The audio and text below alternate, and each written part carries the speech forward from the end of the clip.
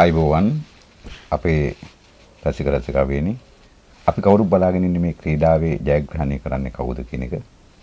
අවසාන වශයෙන් ලෝක කුසලානේ ජයග්‍රහණය පිළිබඳව මම කියන්නම්.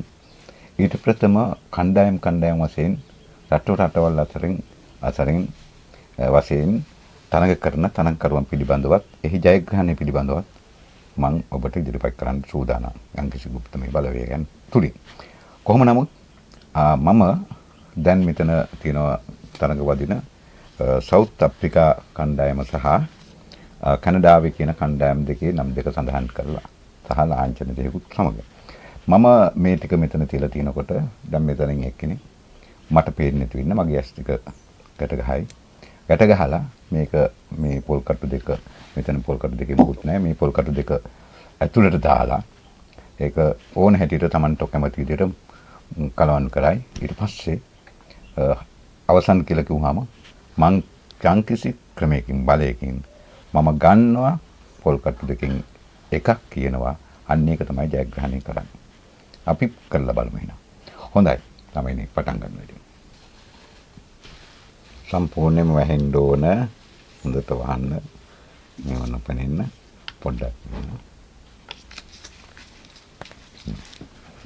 දැන් ඔය කොළ දෙක Tamanට කැමති විදිහට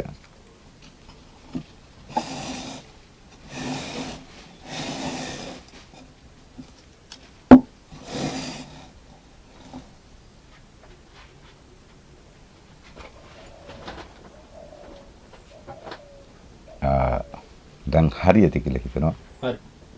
හරි. දැන් එහෙමනම් බලමු.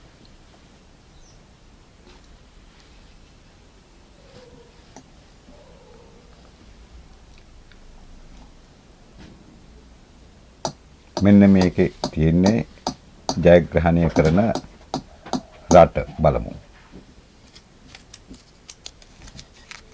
දැන් අපි ලිහලා බලමු.